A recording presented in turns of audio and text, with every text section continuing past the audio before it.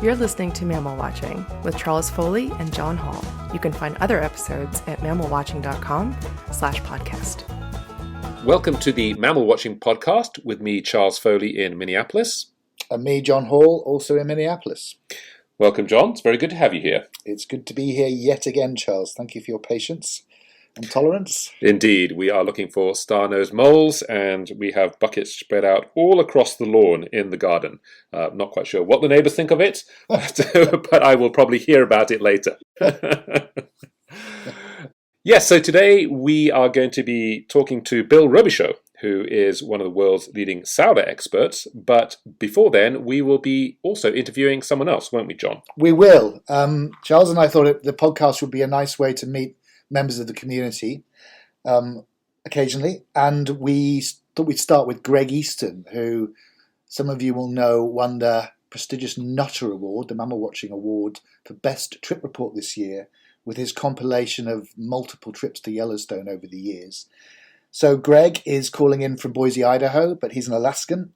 He's traveled to 50 states and 44 countries.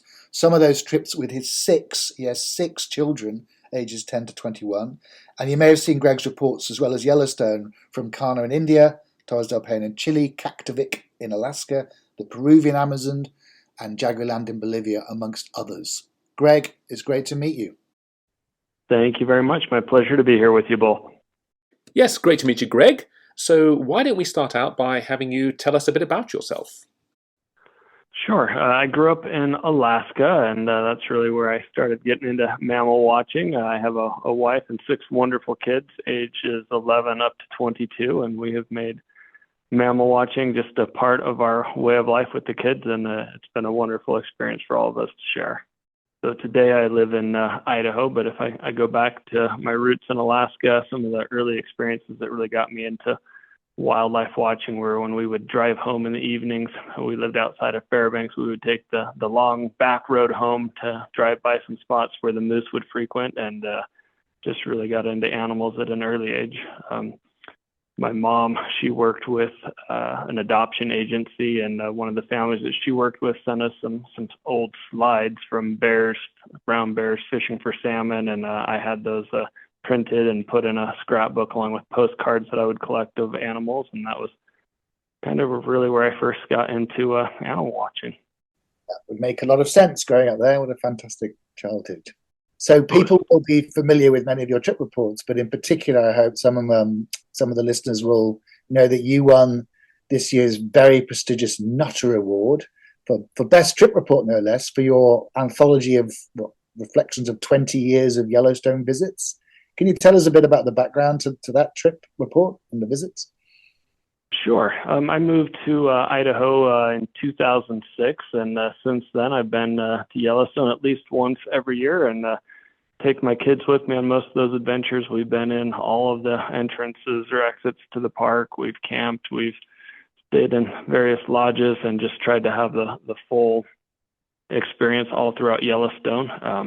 Got the kids going early, and some of the things that we have to do to trick them. I started a system early on where we put a bounty on different animals where they had the opportunity to earn some money if they spotted different animals. So that got their attention early. And we would do things like tell them that we were going on walks instead of hikes because some of them were into hiking. And sometimes when we'd go on the trails where they'd have the signs that there was recent bear activity, we'd have one of us would have to stand in front of the sign so the kids couldn't see it. And we had to entice them, encourage them, but at this point now, several of them they've developed the passion and disease of mammal watching. So it's a lot of fun. And I know you've seen most of these species that are in Yellowstone over the years, but are there any major ones that you've yet to see in the area? You know, I've never seen a cat in Yellowstone, which is not to be surprised. They're pretty hard to find. I've seen a few of the weasel species, but haven't seen the rarer ones like a wolverine. But had excellent luck over the years with wolves and bears and moose. To look back some of the early experiences with our kids, there's a well-established wolf watching community in Yellowstone, and those folks that are out there tracking the wolves are very generous with their time. And I remember as my kids were little, when we'd show up with 6 little kids, the people just loved to let them look through their telescopes, their spotting scopes, I should say, and get a good look at the wolves. And that really left an impression on me, just the way that people treated my kids and helped them get excited and into it. We've had a chance to take a lot of relatives and friends to Yellowstone with us. Last year, we took one of my son's foreign exchange students, a friend from Madrid, and so we got him a taste of mammal watching as well. Yes, spreading the word. Greg, I know that you've done quite a lot of traveling looking for mammals. What would you say are your top 3 mammal watching destinations? Alaska is a big and broad category, but just being having grown up there, I would just generally say Alaska, whether it's Denali, that was about 2 hours south where I lived. We'd love to go there. When I was a kid, been up to the Arctic coast, to a place called Kaktovik to look for polar bears. Down on the Seward Peninsula is excellent whale watching, and so Alaska in general is definitely one of them. We had the opportunity, my son and I, to travel to Bolivia a few years ago with Nick, who is becoming well known on the website, and spent some time with him both in the Gran Chaco and in what he calls a jaguar land. And that was one of the just phenomenal trips. The variety of animals that we saw in a short time, and just the cats, that was really amazing. One of the things we do with our kids to get them engaged in the world is when they turn 12, they get to pick a trip within the United States to go on, where they get to go usually one-on-one with mom or dad. And when they turn 15, they get to go out of the country. And so that was my son's choice, was to go to Bolivia, and we just had an amazing experience there.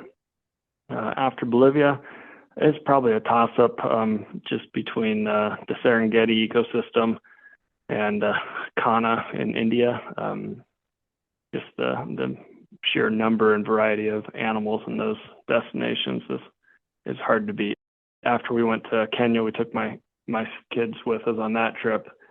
When COVID hit, my son, he was so bored and wanting to get out and see animals, and we weren't traveling, that he got on Google Earth and started trying to track and spot mammals on Google Earth. And he did the full loop around Yellowstone and spent a lot of time in the Serengeti ecosystem on Google Earth, identifying as many mammals as he could. I love that story. That is great. Very impressive. And I can imagine Nick is going to be absolutely over the moon that you put his tours in Bolivia above the Serengeti. So that's quite something. Yeah, I think Nick does listen. So. And the magic there is just that there's nobody else there with you. I mean, just a single car, and we're sitting there next to a jaguar on the side of the road and nobody else around. I think that's part of what makes that so special. Magical. Agreed. Yeah. And the last question, of course, what are your 3 most wanted species? Wolverine is certainly at the top of my list. Having grown up in Alaska and failed to see one of those, I need to figure out a time to get over to Finland and visit one of those hides where you can see them regularly. After that, I'd probably put snow leopard, and another Alaskan mammal that I'm going to hope to check off this summer is the muskox. I've got a trip scheduled to Nome this summer, and so I should be able to knock that one off. Solid choices. A quality triplet, yeah, quite agree. Excellent. Well, Greg, thank you so much for introducing yourself to the community, and we wish you the very best of luck in tracking down your top targets. Thank you both, and appreciate your efforts to build the community and encourage mammal watching. You've made a difference for me and my family, so thank you. Well, thank you, and thank you for all your reports. I'm looking forward to the next ones. So Charles and I are delighted to be joined today by Bill Robichaud, who is calling from Wisconsin. Now, Bill has been working on wildlife conservation across the Saolas range for more than 30 years. He's a former Laos program director for the Wildlife Conservation Society, and in 2006 he co-founded with Simon Hedges the IUCN Saola Working Group, and he served as its coordinator until 2019. In 2020, Bill founded or co-founded the Saola Foundation for Annamite Mountains Conservation, and in 2015 the IUCN recognized all the work he's done with the Saola, and their Species Survival Commission awarded him the Harry Messel Award for Conservation Leadership. Bill, welcome to the Mammal Watching Podcast. It's great to meet you. Thanks very much, John. Good to be here. Good to see you again, Bill. Welcome. Yeah, likewise, Charles. So, Bill, can you start by explaining what got you interested in wildlife? It was one of those life-changing moments with a red-tailed hawk when I was 8 or 9 years old, and that was it, you know. And so my first passion in life, my first career was all birds of prey. You know, I was one of these teenage hawk nuts and falconers, and yeah, I started working basically professionally on studies of birds of prey when I was, well, still in high school or just out of high school. And I went on to do zoology at the University of Wisconsin, again, into birds of prey, and spent a few years studying ospreys in the salt marshes of New Jersey and banding bald eagles, ospreys, and goshawks in Michigan, and trapping and banding hawks along the shore of Lake Michigan. So I was originally, it was all birds and mainly birds of prey for me till I washed up in Laos when I was in my late 20s. And how did that happen? What took you to Laos, and how did that progress? Well, I grew up not far from the International Crane Foundation in Baraboo, Wisconsin. So I've known I knew the founders of the Crane Foundation, George Archibald and Ron Sowie, when I was still in high school. You know, I used to go up there and volunteer and so forth. And then in 1990, I had a chance to go with George and people from the Crane Foundation to do a survey of cranes in southern Vietnam. So that was my first trip to Southeast Asia, Mekong Delta, Vietnam in 1990. And, you know, we were there for about a month. And then after the trip, I thought, you know, as long as I'm in Southeast Asia, I might as well go somewhere else. And I pulled out a map, and like a lot of us, I'm sort of a road less traveled kind of guy. And there was Laos. And I thought, God, Laos, you never hear anything about Laos. I'll go there. You know, instead of going to the beaches of Thailand or whatever, I went to Laos, and it just kind of grabbed me. I wasn't there long. I could only stay 2 weeks on this visa I had. Laos and Vietnam really weren't open to tourists yet, but the place just kind of grabbed me, and I quickly sussed out that the human pressure in Laos was a lot less than in Vietnam, and almost nothing was known about the wildlife of Laos. So I came back home, I started looking for small grants just to go back and do some bird surveys in Laos. I went back in 92, just did some mist netting, little work for IUCN that had started a program there. And then I went back in 94. And by that time, the Wildlife Conservation Society, WCS, was just starting a Lao program. And so basically we combined forces. When my grant ran out, they hired me to start doing wildlife surveys with them. And I was actually in Laos in 1992 when I was sitting in a little cafe, and there was a shop that twice a week they'd get the English language Bangkok Post newspaper up from Thailand. And I remember opening the Bangkok Post, and there's a photograph of this guy, John McKinnon, with these incredible long antelope-like horns, announcing this discovery next door in Vietnam of this animal that would be known as Saola. And I remember looking at the little inset map where Saola was found in Vu Quang Nature Reserve, right on the border of Laos in the Annamite Mountains. And I just thought, that thing's also in Laos for sure. And within like 2 days, by bus and hitchhiking and walking, I was down at the edge of the Annamites wandering around. Of course, I didn't see Saola, but I just had to start checking it out. So I didn't, you know, I'm not a mammologist by training. I just sort of fell into it by being in Laos because, you know, a lot of the main conservation priorities in Laos, in fact, I mean, there are some bird conservation priorities, but they're mainly mammals. So I just sort of got into mammalogy a bit by default. And so at what point did you start working for WCS? They contracted me in 1994, and then in late 95, they invited me to become their new Laos country coordinator. So I started with them in December of 1995. And so I got back to Laos December of 1995, and the program was a bit in chaos. I'd never managed anything like this in my life. You WCS, like, I'm not sure they made a mistake, but you put a biologist in charge of administration of a program, it doesn't necessarily go smoothly to begin with. And within about I don't know what you're talking about. within about 3 weeks of working around the clock, this Saola showed up at this little menagerie, down in central Laos. So that really added to the wonder and stress of being in Laos. And again, George Schaller was coming out then. He and Alan Rabinowitz, who worked for WCS, they came out. They did some Saola surveys, mainly village interviews. They published about it. And George became a bit of a mentor to me in WCS. And on one of those trips, I said, George, look, you've defined your career as being the first biologist or the first Western biologist to study some amazing large mammal that nobody's ever studied before. You were the first one to study tigers in the wild, the first one basically to study Serengeti lions in the wild, and mountain gorillas and snow leopard, and on and on. I said, why aren't you retiring to Laos and making Saola your retirement project? And George just said, well, how do you study an animal you can't even see, And it was clear that Saola was probably going to be in trouble and it needed some kind of focused effort. And I just kept waiting for a mammologist to show up in Laos and Vietnam to do this, and nobody did. So it just kind of fell into my lap by default, is what it feels like.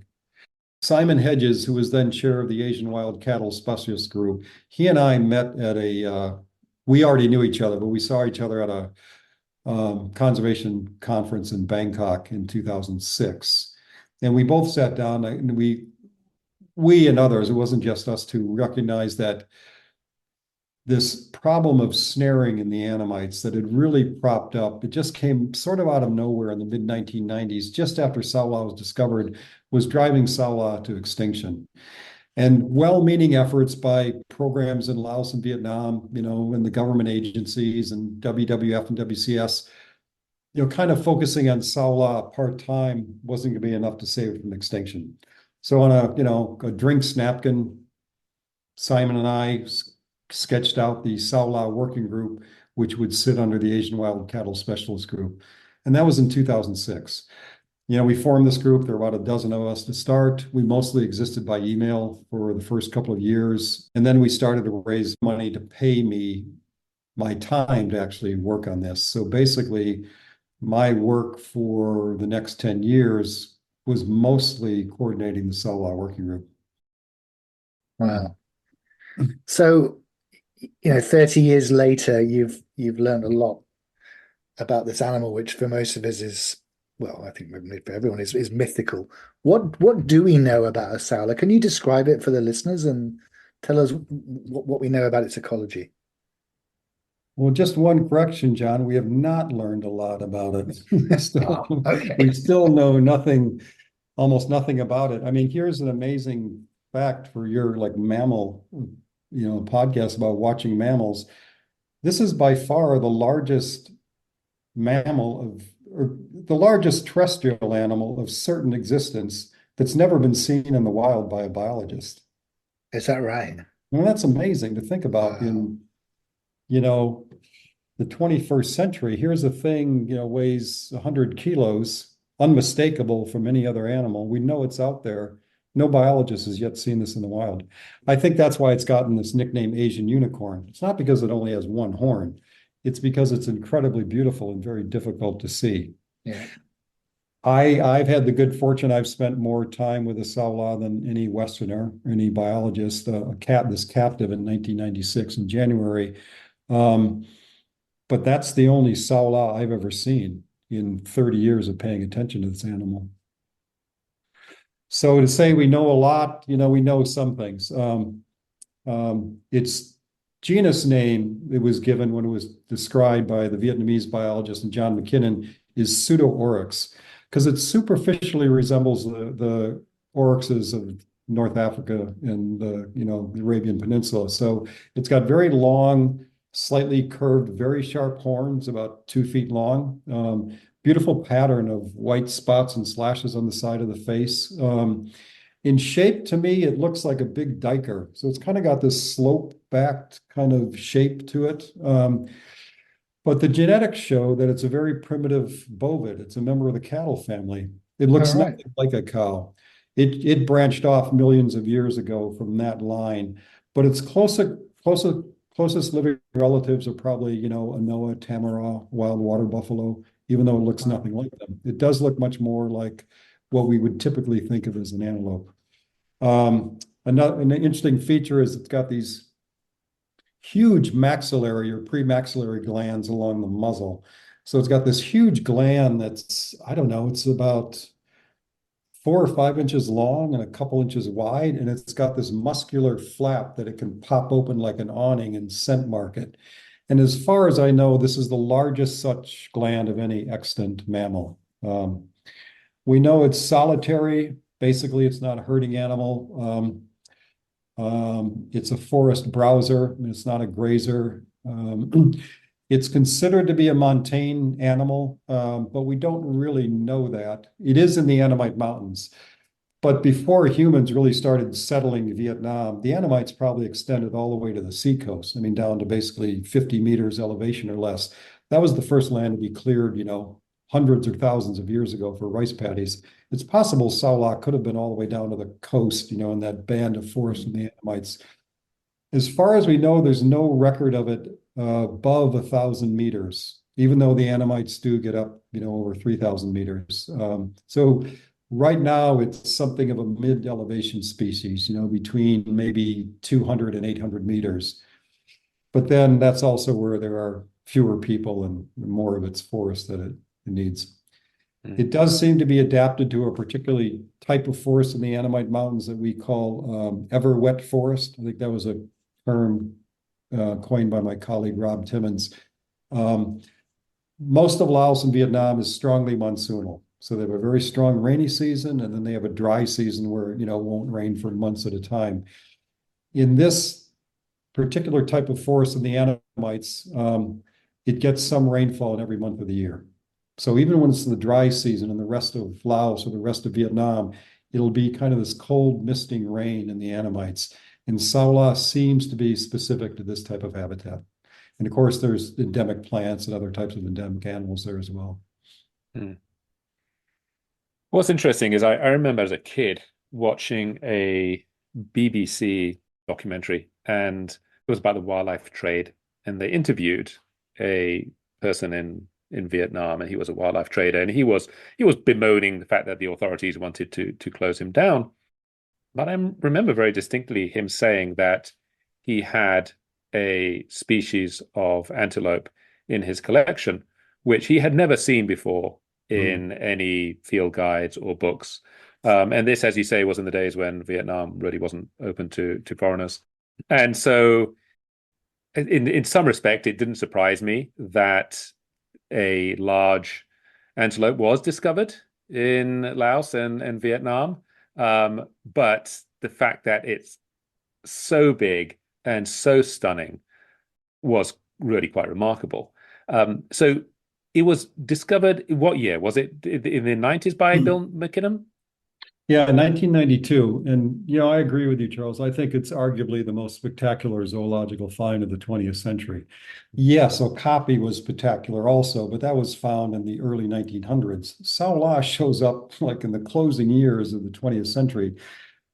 No biologist could have imagined something. I mean, it's a monospecific genus. I mean, who could have imagined that a monospecific genus of mammal weighing 100 kilos that looks like nothing else could go undetected until the 1990s in a fairly densely populated country like Vietnam.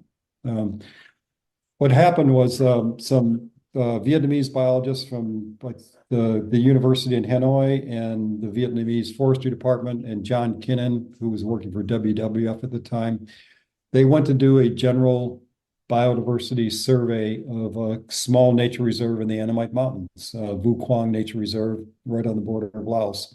I think part of the reason they were going there is the Annamites were already known to be somewhat special. in particular due to the endemic primates that were already known from the Annamites, like red-shanked duke and white-cheeked gibbon, things like this. The Annamite crested argus was there. So they went doing the survey, collecting some birds. I think they thought they had like a really exciting, new species of sunbird or something. They're all excited. And then near the end of the survey, one of the last days, one of the Vietnamese members of the team, I think it was Dr. Do Tuk, he went to, it's either Do Tuk or Vu Van Zong. They hiked to a nearby village to try to buy some vegetables for their camp, some fresh vegetables. And while in the village, he saw these spectacular long horns nailed to the wall of the house of a hunter in the village. And at first, they didn't know what to make of them. Laos had been, or Vietnam had been part of the French Indochinese colony for 100 years. Maybe this was something from Africa that some, French guy had brought in. But no, they found multiple sets of these horns and some of them with flesh that was still quite fresh on them. And they knew they had something that had never been seen by biologists in Southeast Asia before. They eventually got a whole skin. They got, Peter Arctander in Denmark, he did the genetics and figured out it was actually, a bovid. So yeah, and the paper came out in Nature, the next year in 1993, announcing to the world the discovery of a new genus of large mammal in Vietnam. Right. So Vo Tuk was the one who actually discovered it. That's yeah. Wow. And they were trying camera trapping, try to get at that time, camera trapping was fairly primitive. It was all film cameras and like pressure pads buried, that the animal would have to step on. They didn't succeed. I was trying to get camera trap photographs of it in the late 1990s later, and then some colleagues in Vietnam were doing the same thing with a bit more modern type of camera trap technology, still film cameras. And they got the first photographs about 6 months before our team got some in Laos in 1996. And so this animal, it appears sort of out of nowhere to science anyway, in the early 90s. How many of them have actually been recorded or captured? Yeah, we've kept, I don't have the figures off my hand, but we know of probably about 10 that have been brought into captivity. We have photographs of at least five of those, but we have quite specific information about some others. There's really very good video, it might be online, of some teenage guys who are out in the forest near Hue, Vietnam in the 1990s, and I think they had dogs, maybe they were searching for turtles, which are very valuable, box turtles, and they managed to capture a Saola, and they sort of like tied it up with a vine, and then they went to the town of Hue, and they went to the forestry department and said, "Hey, you guys are worried about Saola. We caught one, and it's in the forest." And they took them back there, and these Vietnamese forestry department guys from the provincial forestry department, they videotaped, remember, their team releasing it and letting it go in the forest. It's an adult male. That's probably available online somewhere. So that would be the sixth one. The two that were kept the longest, in about 1994, two calves were caught separately. Their mothers were probably killed or snared or shot, and the calves were sent to Hanoi. And they were put in like a garden in Hanoi of I think the FIPI, the Forest Inventory and Planning Institute, I think. And they survived for a few months or several months and then died. But from what we know, the diet that they were being fed wasn't particularly appropriate. It could have had something to do with that. I saw the diet list and included things like rice and bananas, which you don't want to give, as far as I know, to a browsing, ruminant. But they survived the longest. Every Saola in captivity has died, but it's important to remember none has ever been kept with professional care. They've all been kept by, forestry department staff or villagers. No professional hoofstock keeper has ever had his hands on a Saola. Wow. And so the habitat, this evergreen forest at around about 800 meters or Mhm. that sort of altitude. Can you describe what it's like? I've seen pictures. It looks spectacular. Yeah, it's wonderful. I think for guys like Rob and me, I mean, it's not an area you have and Rob Timmons has been working on, what actually describes everwet forest. And there's two ways to get at how much rainfall it gets. It gets at least a few millimeters of rain every month, and Rob's got, I think, some idea of what that minimum is to qualify for everwet forest. The other is the plant communities. There's certain type of plants that you just start noticing when you're in true everwet forest. There are some birds, like short-tailed scimitar babbler, that seem specific to everwet forest. So if you're seeing those, you're probably in it. But what it is, John, like you'll be down in like a town in Laos, maybe 20 kilometers from the border of Vietnam, and you're down kind of at lower elevation, town of like some people might know, Lac Sao. And it'll be in the middle of the dry season in Laos, which is December, January, is right in the middle of the dry season. And it'll be a completely dry, bluebird sky, cloudless day. And you don't see a cloud, you don't see a raindrop, and you're not going to for maybe 3 months or more, or 4 months.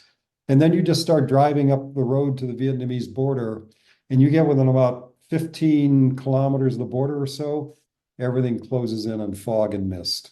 And it's chilly, it's damp, it's misting rain. You can't see the sun, you can't see any hint of the sun. It'll go on for days like that.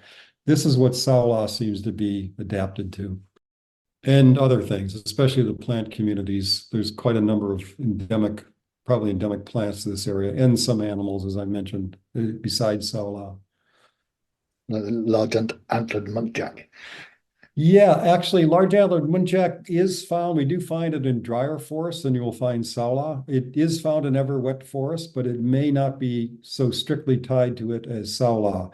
Another better example might be Annamite striped rabbit, which Rob discovered. Someone else named it and had the courtesy to name it after Rob. It's Nesolagens timmensi now, thank God, because Rob did discover it. I actually have a photograph of him. I took at a guest house in this town of Lac Sao, skinning out the typeset specimen that he bought in a food market in this town in Laos. He discovered it in a fresh food market, which is where he also discovered this entirely new mammalian family, the Kanyu, which is endemic to limestone in this area. Yeah, that's for those who don't know, it's a very strange. Like people call it a rock rat, but it looks like a sort of tree shrew crossed with a squirrel crossed with a rat. It's yeah, it's a rodent. Bizarre. Yeah, it's a bizarre. It's basically a rodent in its own. It's its own thing. Yeah. Apparently, it did appear something like it in the fossil record. It was last seen in the fossil record about 5 million years ago, I believe. But now, again, it showed up. And that's the interesting thing about the Annamites is, yeah, when Saola was discovered in 92, those of us there working on wildlife surveys, well, we started paying a lot more, much closer attention to the Annamites. And the string of discovery of larger new vertebrates in the Annamites that followed Saola's discovery, large antlered muntjac, Trungson or Annamite dark muntjac, depending on what name you want to use, Annamite striped rabbit, this Kanyu. Rob and Will Duckworth discovered Asia's only bald songbird. It's a bulbul, thing about the size of American robin, a little smaller, and has no feathers on its head. It looks like a little miniature bald ibis or vulture. We don't know why it's bald, but it's endemic to limestone and the Annamites. This has been a pace of discovery of larger new vertebrates unmatched by any other region of the world in maybe the last century. It's an amazing place. If mammal watchers wanted to visit an area where they might have a chance to see some of these things, are they so remote as to be almost inaccessible? How would you get in there? No, they're not. This is something that others, like the organization I helped co-found, the Saola Foundation, is talking about it'd be so exciting to establish an international research center in the Annamite Mountains. So both, young Lao biologists or graduate students could do research there in the field, or international scientists, or maybe ecotourists who want to come see. In my humble opinion, the world's most spectacularly beautiful monkey is red-shanked duke. You can see that in the Annamite Mountains and hear the white-cheeked gibbons in the morning. And I do know friends who, yeah, they're pretty good birders or animal watchers, but they just rented a car. They drove to the easily accessible to limestone areas of Laos. You can get there in less than a day's drive from the capital city. And in less than 24 hours, they saw endemic bird, sooty babbler. They saw this bald bulbul that Rob discovered, and they saw Kanyu all within like a day. So it's possible. So the news that I've heard about Saola recently doesn't sound terribly positive. I think it's been a while since one has been seen. What is the current status, or what is known about the current status of the animal? Is it Mark Twain I'm paraphrasing? News of my death has been exaggerated. So yeah, here's the thing: is the last confirmed evidence, or confirmed for Westerners evidence of Saola, was a camera trap photograph from Vietnam in 2013. But both colleagues in Vietnam and us on the Laos side of the border, I work mostly in Laos. Villagers we work with have quite convincing reports of they are seeing the animal still. About a year ago, the IUCN Species Survival Commission, they did basically a working paper on the conservation of Saola, or a position paper. And basically, they got everybody together who's ever worked with Saola, myself included, Rob Timmons, other people, and just crunched all the information.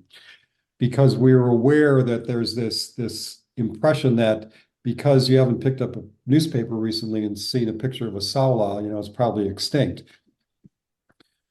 Well, animals now, we do know it's very rare. It's in much worse shape than when it was discovered in 1992 due to this, poaching problem that's been going on since then.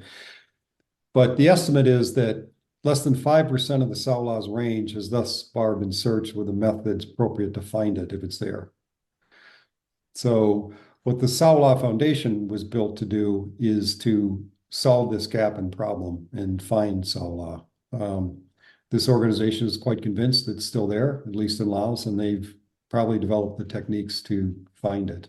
When I was raising money for these efforts in the organizations, that's the resistance I would get from donors who I knew and I would talk to, and they would say, well, listen, Bill, we're not going to support this because we believe Saola is extinct.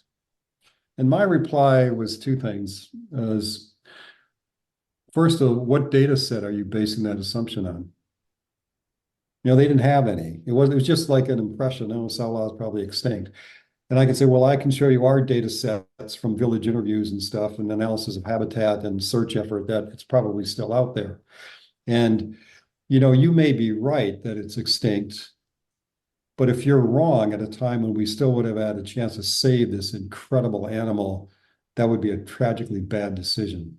So here's the thing.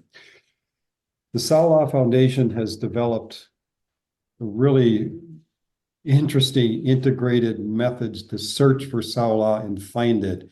And they're proposing to go all out for 2 years, 24 months in the field. With the methods developed, they believe they can find Saola.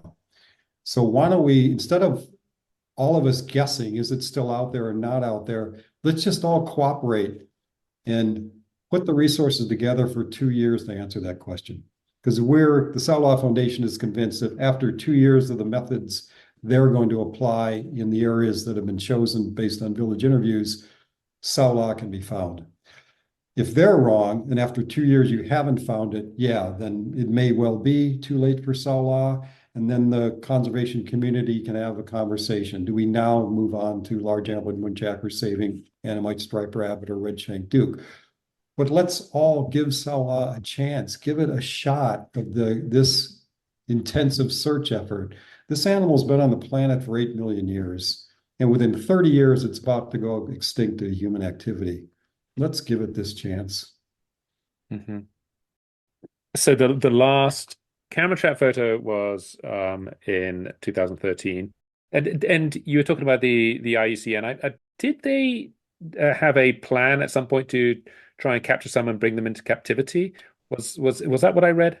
Yes, correct. So the international conservation community, kind of organized by the Saola working group, has agreed that the best and maybe only hope for Saola is now a captive breeding program, because based on where we're seeing the animal or how often local people are continuing to see it, and analysis of the pressure and analysis of how common signs of other ungulates remain in these forests, things like Cirro or large antlered muntjac or sandbar.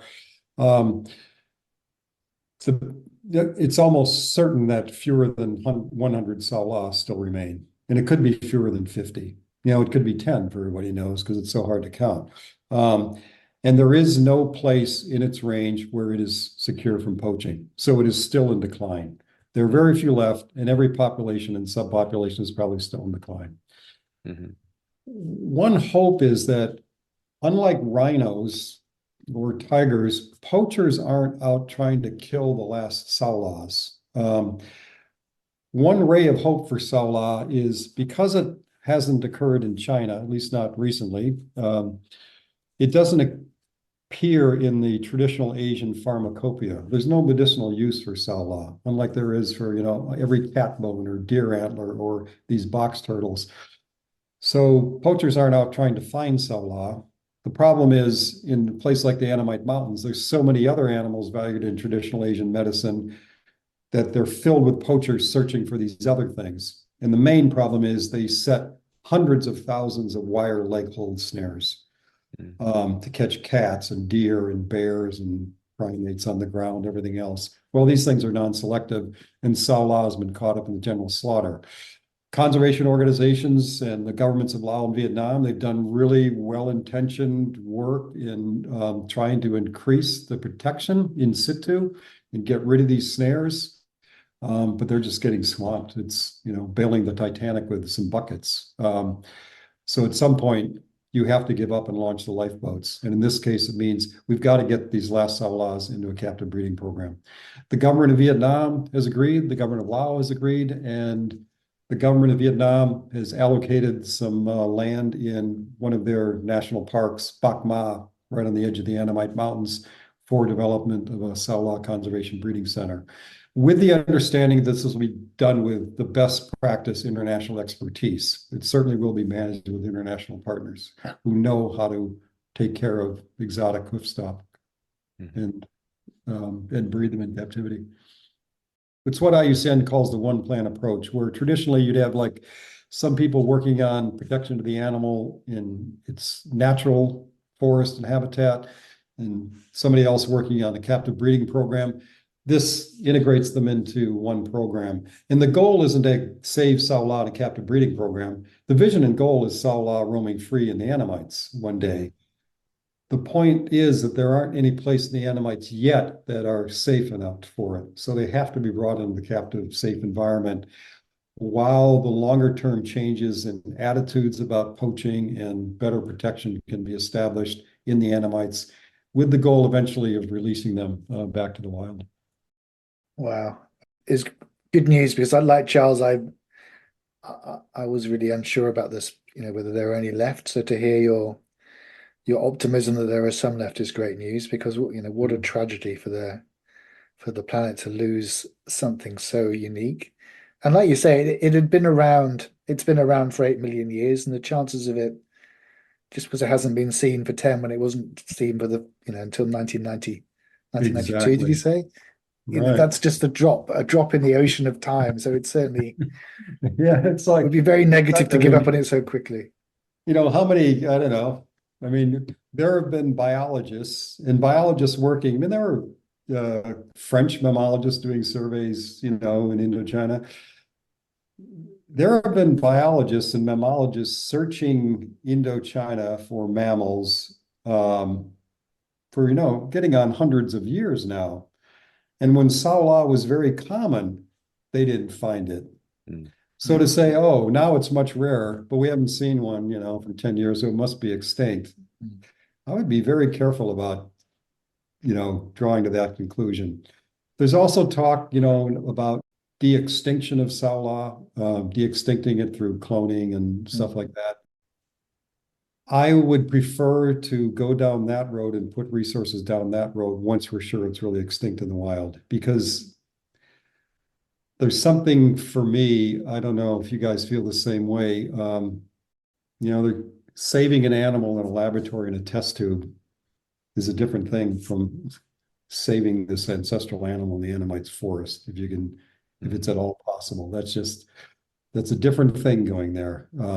And for me, it's got a different, whatever you want to call it, spiritual taste to it or whatever. So yeah, that may be the only option someday, but let's first see if we can save it, the animals that are alive now. For me, is the way I look at it is, on one level, this one plan approach for Saola, where you pair better protection of key sites in the Annamites with learning enough about the animal and where it is to try to allow you to capture some of them safely. You have to learn a lot about Saola to be able to do that. Even if we are 2 minutes past midnight for Saola, a lot of good can be done just in the effort of trying. I mean, all these young Lao biologists that are being mentored and trained, in this effort to find the Saola, a lot of other species you can help just in the name of Saola, like large antlered muntjac or Annamite striped rabbit. So I just like to think that Saola conservation can't fail if we put in a good effort at it. Even if it's too late to save Saola, the effort alone is going to have a lot more benefit for other animals in the Annamite Mountains in a way that just cloning it in a laboratory couldn't. Yeah, for sure.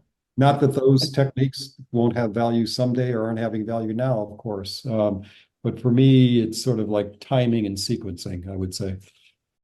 And so when you were talking about this final effort, well, likely final effort, 24 months of intense survey to look for the Saola, when does that start, or are we already in the middle of it?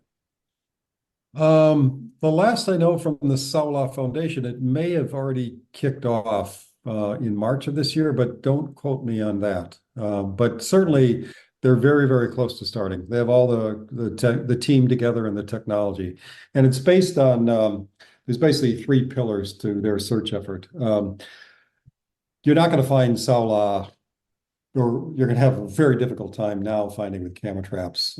If you can imagine some of your listeners, maybe the size, the range of the Annamites that holds Saola is about the size of maybe the state of New Jersey, or if you're in Europe, if you can imagine the size of the French Alps. And imagine both of these areas are covered with dense, wet, montane primary forest. And imagine there's maybe like 50 white-tailed deer scattered in this forest in New Jersey, or 50 chamois in this huge forested area of the French Alps, and you're going to try to find these with camera traps. Good luck. You better have like 500,000 camera traps in 50 years, to bump up against them. What's much better at detecting animals than camera traps is dogs, the nose of a dog. So the Saola Foundation has partnered with Working Dogs for Conservation, based in Missoula, Montana. They're one of the premier organizations in the world in training scent detection dogs to do wildlife conservation. Another partner of the Saola Foundation is this group that came out of South Africa originally, CyberTracker. And CyberTracker has made human tracking of wildlife a discipline of study and evaluation of who's really a good tracker or not, and what it takes to be a good animal tracker. And then the third leg has come from the molecular lab at the Bronx Zoo, WCS in New York. And they've developed for the Saola Foundation a Saola-specific rapid field DNA test kit. It's basically a PCR kit like COVID. It tells you yes or no, this is a Saola, and it can give you an answer within an hour or 2 in the field. So the idea is humans and dogs search for Saola dung. When the dung is found, if it's something that's consistent with what we know of Saola dung, it can be tested immediately in the field. If it's confirmed to be Saola, then the human trackers, both indigenous Lao trackers and international experts supplied by CyberTracker, can start following the Saola. And if you do that, we can learn more about Saola in a couple of weeks of doing that, about its ecology and behavior that has been learned in, the 30 years of fitful camera trapping since the species was discovered. And that will also then inform you the best, safest ways to capture these animals for the conservation breeding program. Mm-hmm. And the Saola Foundation and their technical director, Rob Timmons, and their CEO, Lorraine Scottson, and their fantastic field lead in Laos, Chantason, they're convinced that with full speed application of this integration of these three methods in 24 months, they can find Saola and find it in a way that sufficient numbers could be safely captured in the conservation breeding program. Right. So it's certainly interesting to watch them try. So. Absolutely. We wait with bated breath. And then about 5,000 mammal watchers will descend upon the site en masse. Yeah, well, John and I in the vanguard. When I was with the Saola Foundation till recent, that was a topic of long conversation. If and when we find one, do we announce it to the world, to attract more resources and support, or do you have to keep it secret? Probably you announce it to the world, but you don't tell anybody where it was. You don't even, so. Mm-hmm. What about environmental DNA? Could that be useful? This sort of new eDNA stuff there. Yeah, all the time. That's been tried a bit, searching stream water for Saola DNA. That's a challenge because, with so much rain, those streams flush out quite quickly, and it's at such low density. From what I know of environmental DNA, yeah, you can go into a pond and you can tell what species of frog are there, but that's a different thing because that water's not moving and there's a lot more of those frogs than just a Saola, drinking from the stream. The other one that we tried when I was with the Saola working group, we really went down what turned out to be a rabbit hole for 2 years, was searching for Saola DNA in terrestrial leeches. Yeah, these are some colleagues in both Denmark and Germany were working with us on this. And so we at the Saola working group sent them some sample leeches from the Annamites. And they found new range records for one of the species of ferret badger, I think, which are very hard to identify. There's two ferret badgers, small tooth and large tooth. You can't tell which one from a camera trap. So they had a new locality or range record, I think, from one of the ferret badgers from this and one of the muntjacs. And what they found is they only found the DNA of one animal in each leech. So either they're highly specialized to just one species, which might be part of the answer for some leeches, or they fully digest one blood meal before they attach to another one. So we got all excited and we stopped camera trapping and doing anything else. We poured all the resources in both Laos and Vietnam into collecting leeches. And we did this for 2 years.